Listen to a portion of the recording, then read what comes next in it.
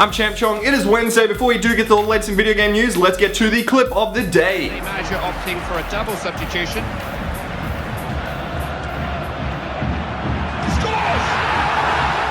He just decided he was going to hit it, and it stayed hit. It was a cracking shot.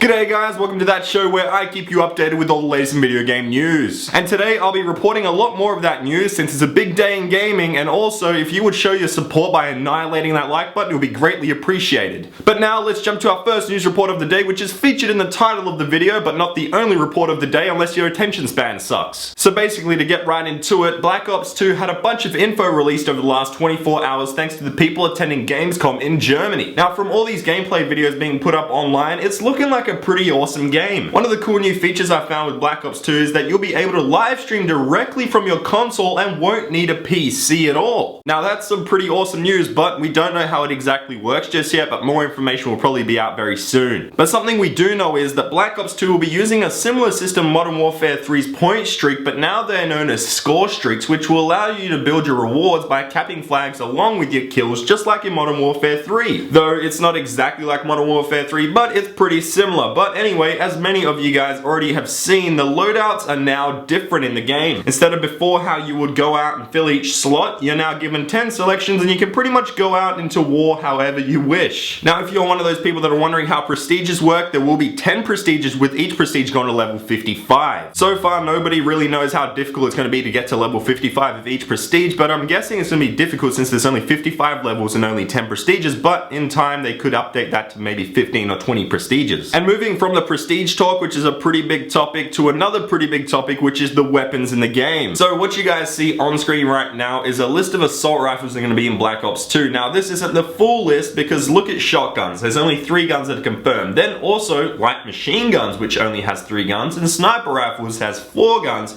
Assault shield is there too. Then we have the submachine guns, which we can see the MP7 making a return, and also the Scorpion Evo 3, which is going to be pretty interesting. And then we have secondary weapons, which are the launchers, like the SMOR, as we've seen many times before, and also the RPG. Then we have the pistols, and you can see a TAC 45 there and a couple of others. Now this isn't the only list as I mentioned, because the list is going to keep growing as more and more people play it. On screen now, however, is the primary attachments on assault rifles only, and I mentioned that assault rifles only, and then secondary attachments for pistols only, and I want to repeat that, pistols only secondary attachments. Moving on now, we have the perk slots, which there are 3 of, and you can probably see a few familiar names there, but some have been updated like Ghost, which now only works if the player is moving. So basically, if you're sitting in the corner, you damn campers, you're gonna be spotted because the Ghost feature won't work for you, so you can say goodbye to your tent. Next on the report, we have the lethal grenades list, which we can see the bouncing Betty, so it makes me a little bit happy. Then we have the tactical grenades list, which we can see the shock charge, which we saw in the trailer of the game. Now moving on to our final and probably most important list, which is score streaks, and it shows us how much everything is worth. And by looking at this, you can pretty much see that it's based on score and not just kills, which in my opinion is great. And I doubt this is the final list, as they'll probably balance everything out since the game is still in alpha, but this is pretty damn exciting to see. My guess is that Treyarch is going to see how everybody plays the game and how everyone uses all these streaks and everything at Gamescom, so then they're going to bounce it out afterwards. Then again, this could be pretty close to the final build since they have probably been testing it behind the scenes. Anyway, that about does it with all that kind of stuff, but I will be keeping you guys up to date as more information does come out about Black Ops 2. But keeping on the whole Black Ops thing and moving on to our next report, Black Ops Declassified has been announced for the PlayStation Vita with its first trailer. From what I saw in the trailer, it doesn't look like a full game. You know, like, how do I explain it? Like, it's a portable, crappier version. That's basically how I can explain it the best. And my first thoughts on the game are that it does look pretty cool, but for some reason it just doesn't seem like what I thought it would be. And I totally understand that the developers might not have that much time to work on this game, but 4v4 over Wi-Fi, what does this mean for the 3G people on the PS Vita? Then again, the game does look pretty promising, but from the looks of things, it's not going to have zombies. Those zombies could end up being like a downloadable or something in the future. And speaking of the future, let's move past this story. Instead of going to the sad news like we usually do, we're going to actually go to the big news, which is going to be twice as long because there's so much news today. big news! Okay, so first up on this massive edition of the big news, we have some news that could end up possibly being sad news. But honestly, I'm pretty sure that nobody's going to be upset that Valve has come out and said that Half-Life 3 will not be at Gamescom, and they aren't revealing anything about Half-Life 3 or its existence at all. So to all the people who are expecting to see the game at Gamescom, you're probably going to be very sad right now, but to all us living in reality, we already knew that was not going to happen. Anyway, let's kick off our first proper big news story of the day, which is that FIFA 13 has finally got a release date for its demo. What this basically means is that we don't have to wait until late September to experience the game, and we'll have our hands on the demo a couple weeks before, as it launches on September 11, 2012. And the thing I'm hoping for most with this demo is that Manchester City is a playable team and that Balotelli is on the starting roster so that we can do the Hulk pose. Anyway, this FIFA 13 demo isn't the only release date that got revealed to us, as Dead Space 3 had a new trailer shown off last night, and with that, we got a release date for the game. The game will be out on the 5th of February 2013 in North America and the 8th of February in Europe, and most likely everywhere else in the world. You can check out the trailer down below if you wish, as it's a pretty epic trailer, but another thing that EA have announced is that SimCity will be making its way onto Mac for us Mac noobs. Now this also comes with the news that Origin will be making its way to Mac, which is pretty cool as Steam is available on Mac, so why not? Now getting back to the actual SimCity news, I'm a huge fan of the old SimCity games where I would build epic cities, then for some reason earthquakes or tornadoes would decide to be assholes and rip through my city that I just created. And that's most likely going to happen again when the game does come out next February, so yeah, I'll probably just learn to rebuild or something. Anyway, now we move on to our next news report of the day, which is that the PS3, which unlike the Xbox, which has a YouTube application, you have to use that awfully slow web browser. Well, not anymore, as today Sony have announced that they have a YouTube application that's available, well, today. Though this news isn't as great as it sounds right away, because us Aussies and the rest of the world won't be getting the app until, well, I don't even know when, because it's only available for the US right now. But something really cool that Sony announced is that you'll be able to use your smartphone as a remote for your TV, your PlayStation, and YouTube, which is pretty cool, but then it adds to your controller, your remote control, and also things like the PlayStation Move controller. And since we're on the topic of the PlayStation Move, a new game for it has been announced by PlayStation. The game is called Until Dawn, and it's a horror game. Yep, a horror game. The interesting part of all this is that you'll be using this as kind of like a flashlight to guide you, and then you'll be using this to kind of walk around and everything. Now, if you don't have one of these and you don't want to get one, basically you can just use your DualShock controller, which is a lot cheaper. Also, if you are one of those people that are wondering if you can play this game in the dark, well, you will be able to, because unlike the Kinect, which doesn't sense you in the dark, this thing has a little glowing thing, as you've seen before, and it can sense you in the dark. So yeah, I can't wait to see how this game actually plays and how it all works together, because it could be like Slender, but even better. Oh, and one final thing I wanted to mention is that the release date currently is unknown, but they are scheduled for 2013. But what we do know about the game right now is that, like we saw in the trailer, there's possibly going to be some sexy scenes. Yeah. And speaking of sexy, we do have some sexy news, which is that it looks like Nintendo have replaced Robin Williams in their 3DS ads with Penelope Cruz. Ooh yeah, Penelope.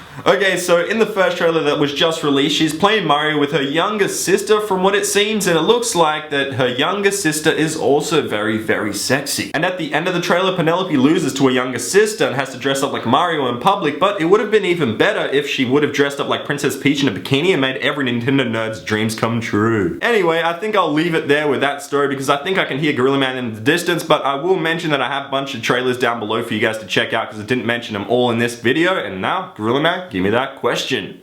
Thanks, Gorilla Man. Okay guys, Gorilla Man wants to know, what upcoming video game will you most likely be standing in line at midnight for, and why? So put your answer down below in the comments section. You can end up on the next show, but if you enjoyed today's video, make sure to annihilate that like button, because I'm Champ Chong, my accent's Australian. Here are the answers to Gorilla Man's previous question.